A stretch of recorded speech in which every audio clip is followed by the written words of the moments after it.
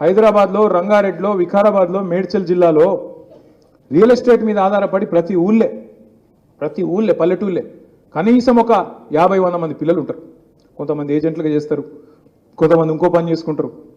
మొత్తానికి నిర్మాణ రంగం మీద ఆధారపడి ప్రతి ఊళ్ళే ఉంటారు. అదే హైదరాబాద్ పట్టణంలో కోవిడ్ అప్పుడు మేము చూసినాం, మేమే ఆశ్చర్యపోయినాం. ఒక్కొక్క లేబర్ క్యాంపుకు పోతే వేల మంది మన రాష్ట్ర పౌరులు ఉన్నారు, బయట రాష్ట్రాల్లో ఇంకెక్కువ ఉన్నారు. వేల మంది, లక్షల మంది నిర్మాణ రంగం మీద ఆధారపడ్డోళ్ళు ఉన్నారు. పాపం వాళ్ళు హ్యాండ్ టు మౌత్, బట్టకు పొట్టకు తిప్పలు పడేటోళ్ళు, రోజు రెక్కాడితే కానీ డొక్కాడనోళ్ళు, వాళ్ళందరి కడుపు మీద కొట్టింది ఇవాళ కాంగ్రెస్ ప్రభుత్వం. రియల్ ఎస్టేట్ డమాల్ అన్నదని చెప్పి ఇవాళ నేనో మీరో ఎప్పుడో కాదు, మొత్తం రిపోర్ట్ల మీద రిపోర్ట్లు వస్తున్నాయి. బెంగళూరు మంచిగుంది, చెన్నై మంచిగుంది, ముంబై మంచిగుంది. ఇక్కడ చాతగాని ప్రభుత్వం వల్ల, చాతగాని ముఖ్యమంత్రి వల్ల, ఈయన నెగిటివ్ విధానాల వల్ల, నెగిటివ్ పాలిటిక్స్ వల్ల ఇవాళ హైదరాబాద్లో నిర్మాణ రంగం కుదేలైపోయింది. ఒక నిర్మాణ రంగం కుదేలైతే ఒక వాళ్ళకి తిప్పలు కాదు, దాని మీద ఆధారపడ్డ సిమెంటోడు, స్టీలోడు, ఇటుకల బట్టోడు, ప్రతి ఒక్కరు వాళ్ళందరూ ఆగమవుతారు. ఇలా మీరు చూడండి, హైడ్రా వల్ల అట్లా. ఇక మూసి 6 గ్యారంటీలు అంటాడు, 100 రోజులు అన్నాడు, ఇన్ని కథలు చెప్పిండ్రు.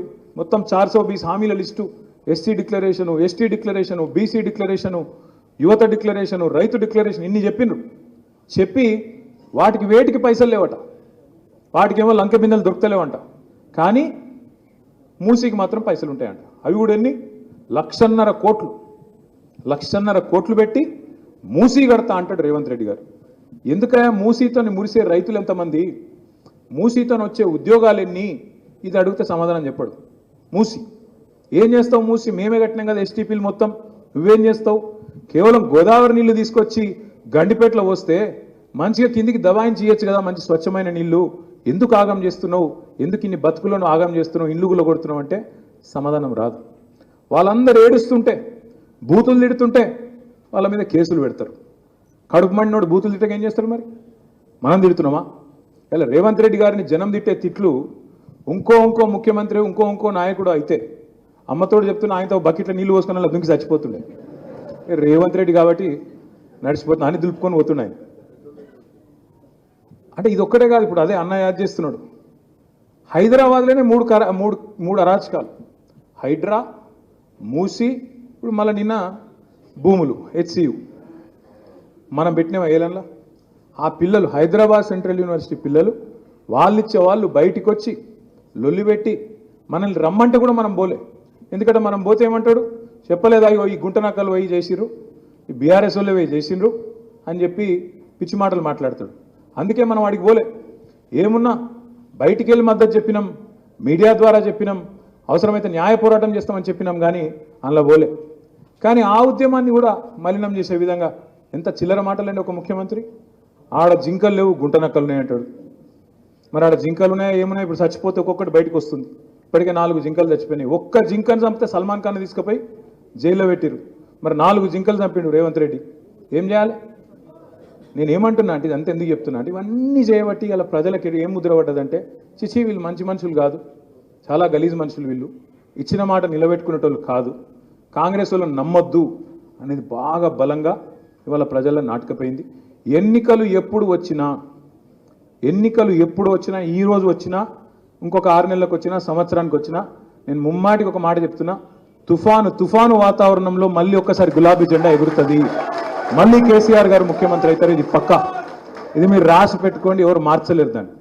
ఇక మధ్యలో సందట్లో సడేమియా అన్నట్టు బీజేపీ కూడా ఆశపడుతుంది, దబ్బన ఏమన్నా నాకు కూడా దొరుకుతుందేమో, ఛాన్స్ దొరుకుతుందేమో.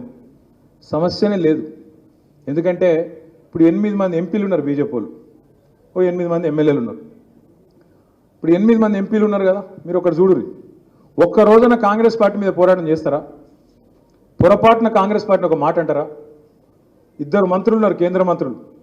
ఒక ఆయననేమో సహాయ మంత్రి, ఇంకొక ఆయననేమో నిస్సహాయ మంత్రి. ఏమి కాదు, ఇద్దరితో ఊదు కాలేదు, పీరి లేవు.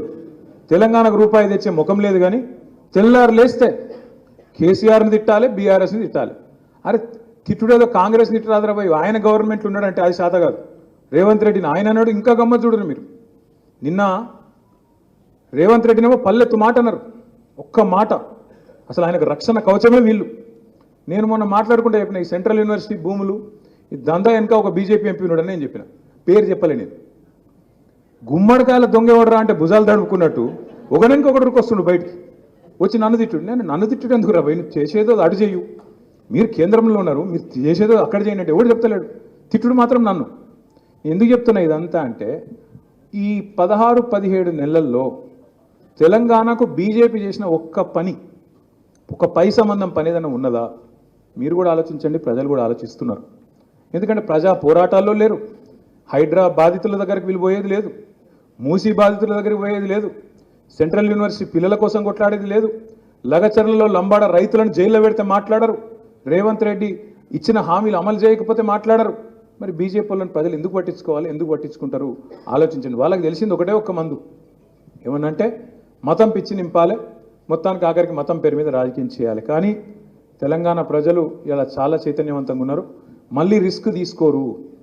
అమ్మో మొన్ననే కాంగ్రెస్ నమ్మి బొందల పడ్డం, ఈసారి మాత్రం రిస్క్ తీసుకోవద్దు, ఈసారి మళ్ళీ ఈ లంగలను నమ్మితే ఇంకా రాజకం వీళ్ళు అని చెప్పి భయంలో ఉన్నారు.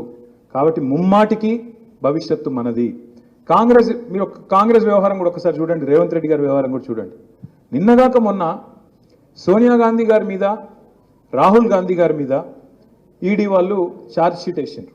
నేషనల్ హెరాల్డ్ అని ఒక స్కామ్ ఏదో అయింది, 2000 కోట్ల కుంభకోణం అని చెప్పి వాళ్ళ మీద ఛార్జ్ షీట్ వేసి A1గా సోనియా గాంధీ, A2గా రాహుల్ గాంధీని పెట్టారు.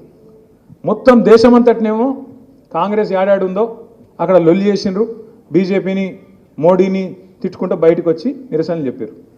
ఇక్కడ కూడా ఏదో చేసినట్టు మహేష్ కుమార్ గౌడ్ పాపం ఇంకా కొంతమంది పోయి లొల్లి పెట్టినట్టు చేసిర్రు. కానీ రేవంత్ రెడ్డి మాత్రం ఒక్క మాట మాట్లాడలే ఈరోజు వరకు. ఏది వాళ్ళ నాయకత్వం మీద, వాళ్ళ టాప్ లీడర్షిప్, సోనియా గాంధీ రాహుల్ గాంధీ మీద కేసు అయితే, ఛార్జ్ షీట్ అయితే, దేశంలో ఉన్న కాంగ్రెస్ వాళ్ళందరూ మాట్లాడుతుంటే రేవంత్ రెడ్డి మాత్రం కుయ్యి లేదు, కయ్యి లేదు, సడి లేదు, సప్పుడు లేదు. ఎందుకు అంటే ఒక గంత దృఢమైన బంధం, చోటే బాయిది బడే బాయిది, అంత దృఢమైన బంధం అన్నట్టు. ఆయన కాపాడుతాడు, ఈయన కాపాడుతాడు. సెంట్రల్ యూనివర్సిటీ భూముల్లా బుల్డోజర్లు పంపిండు రేవంత్ రెడ్డి, అక్కడ జింకలు చంపుతుండు అని చెప్తే నేను ప్రధానమంత్రి గారిని అడిగిన, అయ్యా ప్రధానమంత్రి గారు నీకు సంవత్సరానికి ఒకసారి యాదికి వస్తుంది తెలంగాణ, ఏప్రిల్ 2024లోనేమో ఆ రోజు అన్నావు ఇక్కడ ఆర్ఆర్ ట్యాక్స్ వసూలు చేస్తారు, తెలంగాణలో అవినీతి రాజ్యం వెళ్తుందన్నావు, సంవత్సరం అయిపోయింది, యానివర్సరీ కూడా అయిపోయింది, మరి ఇంతవరకు దాని మీద ఏం కార్వాయి లేదు, దాని మీద ఏం స్టడీ సపోర్ట్ లేదు, ఒక కేసు లేదు, ఏమైంది ఆర్ఆర్ ట్యాక్స్ అని చెప్పి ఆరా తీసింది లేదు. మళ్ళీ ఇప్పుడు సంవత్సరానికి వచ్చి రేవంత్ రెడ్డి ప్రభుత్వం అరాచకం చేస్తున్నది, సెంట్రల్ యూనివర్సిటీలో బుల్డోజర్లు పంపుతుంది అంటున్నావు కదా. సెంట్రల్ ఎంపవర్డ్ కమిటీ రిపోర్ట్ ఇచ్చింది, స్పష్టంగా రిపోర్ట్ ఇచ్చింది, ఇలా ఫైనాన్షియల్ ఫ్రాడ్ జరిగింది, తప్పకుండా ఇన్వెస్టిగేటివ్ ఏజెన్సీలు ఇలా రావాలి, ఎంక్వైరీ చేయాలని చెప్పి వాళ్ళు సుప్రీంకోర్టు అపాయింట్ చేసిన కమిటీ రిపోర్ట్ ఇచ్చింది. మరి రిపోర్ట్ నీ కాడు ఉంది కదా, వెంటనే ఇప్పుడే సిబిఐనో సివిసినో వెంటనే పంపి, నిజంగా నువ్వు రేవంత్ రెడ్డి ఒకటి కాకపోతే ఇన్వెస్టిగేషన్ చెయ్యి అని అడిగిన, సప్పుడు లేదు. అమృత్ స్కామ్ జరిగింది, రేవంత్ రెడ్డి బామ్మర్దికి 1137 కోట్ల కాంట్రాక్ట్ ఇచ్చిండు, ఆయన కంపెనీకి అర్హతనే లేదు అని చెప్పి ఢిల్లీ దాకా పోయి షికాయత్ చేసిన, సప్పుడు లేదు. పొంగులేటి శ్రీనివాసరెడ్డి ఇంటి మీద, తెలంగాణ రెవెన్యూ మినిస్టర్ ఇంటి మీద ఈడీ రైడ్ అవుతుంది, రైడ్ అయ్యి కూడా 200 రోజులు దాటిపోయింది. ఇప్పటి వరకు ఈడీ ఎవరు చెప్పాడు, శ్రీనివాసరెడ్డి చెప్పాడు ఏం దొరికిందిరా అయ్యా అంటే. టీవీలలో మాత్రం స్క్రోలింగ్లు వచ్చినాయి, కౌంటింగ్ మెషిన్లు పోతున్నాయి, బాగా పైసలు దొరికినాయని వచ్చినాయి. ఏం దొరికిందో పరమాత్మకే తెలియాలి.